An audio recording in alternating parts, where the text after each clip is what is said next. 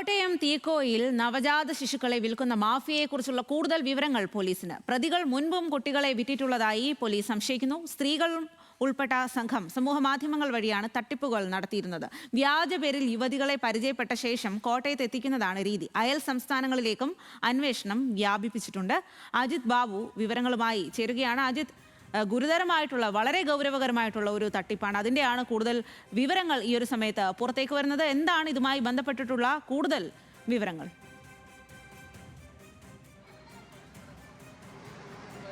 രാജീവ്, ഇതിൽ പ്രധാനമായും പോലീസ് ഈ ഘട്ടത്തിൽ മനസ്സിലാക്കുന്നത്, അതായത് ഈ സാധ്യതകളൊന്നുമില്ലാത്ത പ്രതിസന്ധികളുള്ള കുടുംബങ്ങളെ കണ്ടെത്തും, അതിന് അവിടെ നിന്ന് ഈ ഗർഭിണികളായുള്ള സ്ത്രീകളെ കണ്ടെത്തും, ആ സ്ത്രീകളെ ഇത്തരത്തിൽ സാമ്പത്തിക സഹായം നൽകി വാഗ്ദാനം ചെയ്തുകൊണ്ട് കോട്ടയത്തേക്ക് എത്തിക്കും. അതിനുശേഷം അവർക്ക് ആവശ്യമായ എല്ലാ ചെലവുകളും വഹിക്കാമെന്ന് ഉറപ്പ് നൽകും. അതിനുശേഷമാണ് ഇത്തരത്തിൽ ഇവരോട് പണം നൽകാം, ഈ കുഞ്ഞിനെ പ്രസവിച്ച ശേഷം ഞങ്ങൾക്ക് തരണമെന്ന് ഇവർ ആവശ്യപ്പെടുന്നത്. ഈ രീതിയിലാണ് ഇവർ പ്രവർത്തിച്ചിരുന്നത്.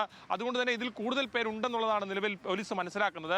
ഇൻസ്റ്റാഗ്രാം വഴിയാണ് പ്രധാനമായും ഇത്തരത്തിൽ ഇരകളെ കണ്ടെത്തിക്കൊണ്ടിരുന്നത്, വാഗ്ദാനങ്ങളൊക്കെ നൽകിക്കൊണ്ടിരുന്നത്. പക്ഷേ രണ്ടുപേരെ ഇപ്പോൾ പിടികൂടിയിട്ടുണ്ട്. തമിഴ്നാട് സ്വദേശി രാജയും അതുപോലെ തന്നെ വാഗമൺ സ്വദേശി അർജുനെ പിടികൂടി. ഇവരെ ഫോൺ ഉൾപ്പെടെ പരിശോധിച്ച് കഴിഞ്ഞപ്പോൾ ഇവരുടെ ഇൻസ്റ്റാഗ്രാമിൽ ഉപയോഗിച്ച അക്കൗണ്ടുകൾ ഉൾപ്പെടെ ഡിലീറ്റ് ചെയ്ത പശ്ചാത്തലത്തിലാണ്. മാത്രമല്ല, ഈ സംഘത്തിൽ സ്ത്രീകൾ ഉൾപ്പെടെ ഉണ്ടെന്നാണ് പോലീസ് മനസ്സിലാക്കുന്നത്. അതുകൊണ്ട് തന്നെ ഇത് വിശദമായ ഒരു അന്വേഷണമാണ് ഇപ്പോൾ നടത്തിക്കൊണ്ടിരിക്കുന്നത്. സംസ്ഥാനത്താകും പിന്നീട് തമിഴ്നാട്ടിലും കേന്ദ്രീകരിച്ചുകൊണ്ടുള്ള അന്വേഷണം നടത്തി ഈ കാര്യങ്ങൾ മനസ്സിലാക്കാനുള്ള ശ്രമമാണ് ഇപ്പോൾ പോലീസിന്റെ ഭാഗത്തുനിന്ന് ഉണ്ടാകുന്നത്. എത്രത്തോളം വ്യാപ്തി ഈ മാഫിയ സംഘത്തിനുണ്ടെന്നുള്ള കാര്യങ്ങൾ ഉൾപ്പെടെ ബോധ്യപ്പെടേണ്ടതുണ്ട്.